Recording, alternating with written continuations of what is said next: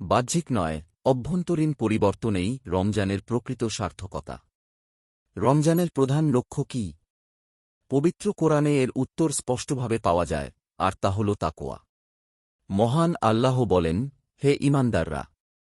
তোমাদের প্রতি রোজা ফরজ করা হয়েছে, যেমন তোমাদের আগের লোকেদের প্রতি ফরজ করা হয়েছিল, যাতে তোমরা মুত্তাকি হতে পার। সূরা বাকারাহ আয়াত ১৮৩। তাকওয়া মানে শুধু ভয় নয়, এটি আল্লাহসচেতনতা, আত্মনিয়ন্ত্রণ এবং নৈতিক দায়িত্ববোধের এক সমন্বিত অবস্থা। রমজান সেই অনুশীলনের মাস, যেখানে মানুষ নিজের প্রবৃত্তির ওপর কর্তৃত্ব স্থাপন করতে শেখে। মানুষের জীবনে বেশিরভাগ ভুল ঘটে তাৎক্ষণিক আবেগ, আকাঙ্ক্ষা এবং অপ্রতিহত ইচ্ছার কারণে। আধুনিক সমাজ মানুষকে ক্রমাগত ভোগ, তাড়াহুড়া এবং তাৎক্ষণিক সন্তুষ্টির দিকে ঠেলে দেয়। এই প্রবণতা ধীরে ধীরে মানুষের ভেতরের নৈতিক প্রতিরোধ ক্ষমতাকে দুর্বল করে। রমজান ঠিক এই জায়গায় একটি শক্তিশালী নৈতিক প্রশিক্ষণ হিসেবে কাজ করে। দিনের আলোয় বৈধ খাবার থেকেও বিরত থাকার নির্দেশ মানুষের ভেতরে একটি গভীর বার্তা দেয় যে সবকিছু পারা মানেই করা নয়, আর সংযমী প্রকৃত শক্তি। তাকওয়ার প্রথম ধাপ হল সচেতনতা। একজন রোজাদার যখন একাকী অবস্থায়ও পানাহার থেকে বিরত থাকে, তখন সে আসলে নিজের ভেতরে এক অদৃশ্য পর্যবেক্ষকের উপস্থিতি অনুভব করে। এই আল্লাহসচেতনতা মানুষের আচরণকে ভেতর থেকে নিয়ন্ত্রণ করে।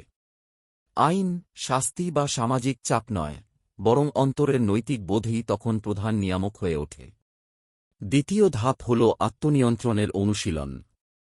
হাদিস শরীফে ইরশাদ হয়েছে, আবু হুরায়রা রাদিয়াল্লাহু আনহু থেকে বর্ণিত, মহানবী সাল্লাল্লাহু আলাইহি ওয়াসাল্লাম বলেন, তোমাদের কেউ সাওম পালন করলে সে যেন পাপাচারে লিপ্ত না হয় এবং মূর্খের ন্যায় আচরণ না করে। কেউ তার সঙ্গে ঝগড়া করলে বা তাকে গালমন্দ করলে সে যেন বলে, আমি রোজাদার, আমি রোজাদার। আবু দাউদ, হাদিস 2363। রোজার মাধ্যমে ক্ষুধা, তৃষ্ণা, রাগ, অপ্রয়োজনীয় কথা, চোখ ও জিহ্বার অপব্যবহার থেকে বিরত থাকার ধারাবাহিক চর্চা মানুষকে শেখায় কিভাবে ইচ্ছাকে পরিচালনা করতে হয়। এই অভ্যাস শুধু ইবাদতের ক্ষেত্রেই নয়, পেশাগত জীবন, পরিবার ও সামাজিক সম্পর্কেও গভীর ইতিবাচক প্রভাব ফেলে। যে ব্যক্তি নিজের আবেগ নিয়ন্ত্রণ করতে পারে, সে সিদ্ধান্ত নিতে পারে অধিক ভারসাম্য ও প্রজ্ঞা দিয়ে। তৃতীয় ধাপ হল নৈতিক উৎকর্ষ। তাকওয়া শুধু পাপ এড়িয়ে চলার নাম নয়, এটি সক্রিয় সৎকর্মের সংস্কৃতি গড়ে তোলে। রমজানে দান সদকা বৃদ্ধি, দরিদ্রের কষ্ট অনুভব, ক্ষমাশীলতা ও সহমর্মিতা চর্চা মানুষের ভেতরে একটি সামাজিক দায়িত্ববোধ তৈরি করে। ফলে তাকওয়া ব্যক্তিগত গুণে সীমাবদ্ধ থাকে না, এটি সমাজে ন্যায়, সহানুভূতি ও আস্থার পরিবেশ সৃষ্টি করে। মহানবী সাল্লাল্লাহু আলাইহি ওয়াসাল্লাম বলেছেন, যে ব্যক্তি কোনো রোজাদারকে ইফতার করায়, তার জন্য রোজা পালনকারীর সমপরিমাণ সওয়াব রয়েছে। তিরমিজি, হাদিস ৮০৭। রমজান আমাদের আরও একটি গুরুত্বপূর্ণ সত্য শেখায়। তাকওয়া তাৎক্ষণিক অর্জন নয়, এটি ধারাবাহিক অনুশীলনের ফল। এক মাসের প্রশিক্ষণ সারা বছরের চরিত্র গঠনের ভিত্তি তৈরি করে। যদি রমজানের সংযম, সময়ানুবর্তিতা, কম কথা বলা, কম খাওয়া এবং বেশি চিন্তা করার অভ্যাস বছর জুড়ে ধরে রাখা যায়, তবে তাকওয়া ধীরে ধীরে স্থায়ী চরিত্রে পরিণত হয়।